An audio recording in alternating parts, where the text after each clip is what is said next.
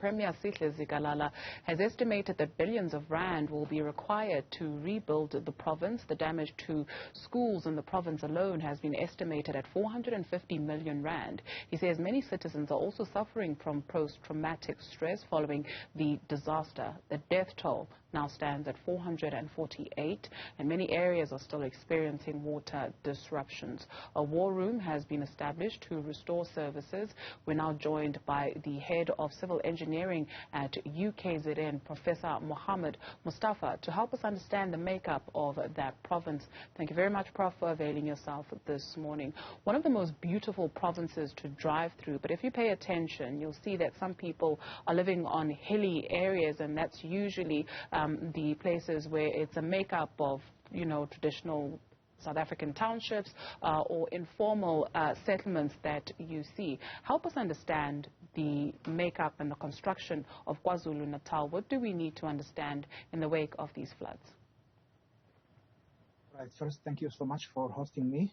Secondly, you are absolutely correct that the topography of the province is hilly, and that a lot of people are building informal settlements on top of hills, and there are no really proper services going to these areas, and the infrastructure are compromised by informal settlements. So the maintenance has been not at the level which it should be at, and of course this is affecting the living of the people.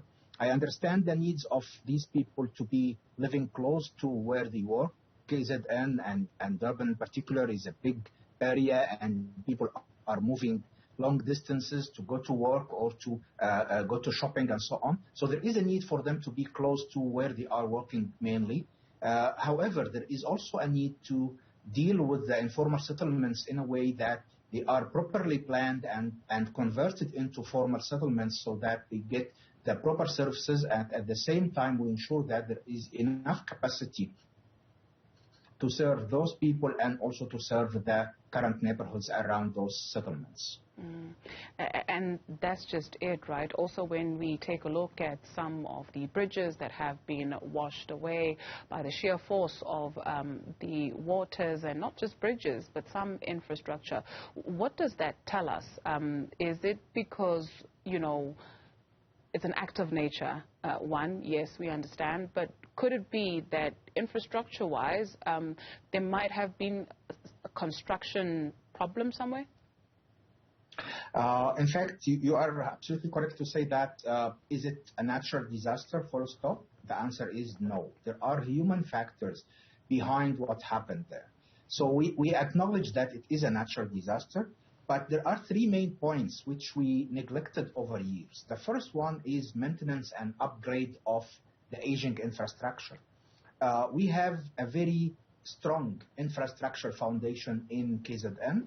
However, the attention given to maintenance is poor, and also the attention given to upgrade was not at the adequate level. So basically, we are waiting for the infrastructure to fail before we can intervene and either maintain or upgrade. And this is wrong.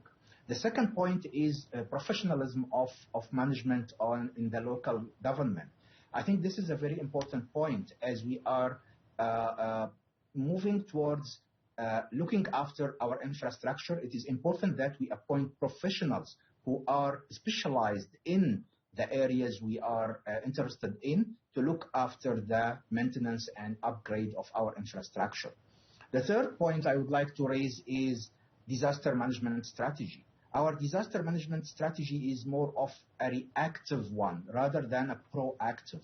We forecasted this storm before it happened, and we knew more or less the intensity of the storm and the expected floods, and also we know where are the weak spots. However, we waited until what happened has happened, and then we are now in the process of trying to reinstate everything to its normality.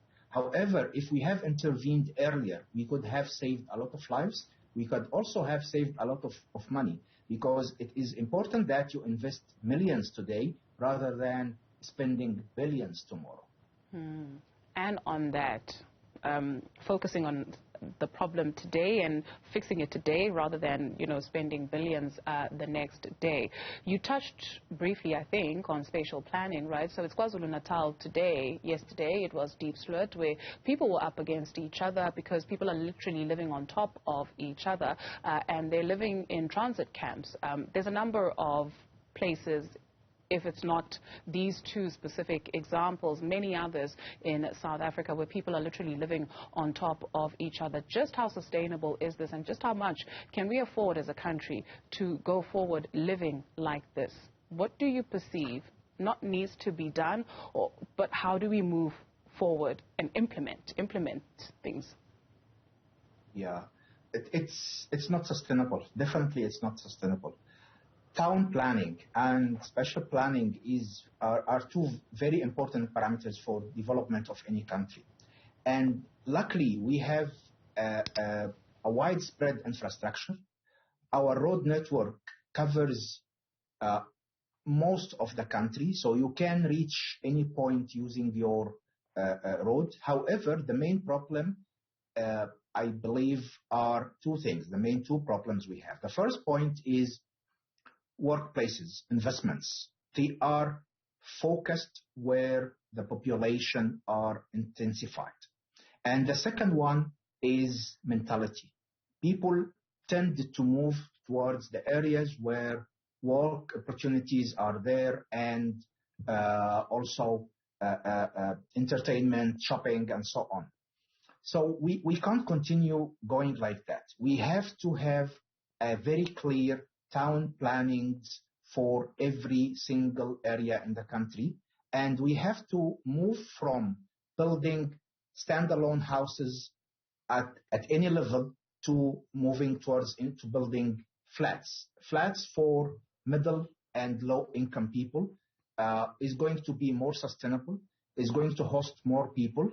But also at the same time, the government needs to encourage investment in rural areas, because urban areas are getting most of the attention, while rural areas are not. So people are moving from the rural areas to the urban areas, and they are building informal settlements and, as you said, living on top of each other. Durban is a very clear example of finding a house which is overlooking another house or a shack 100%. So basically these two entities are living on top of each other all the time, and that's not correct, and it's of course it's not sustainable at all.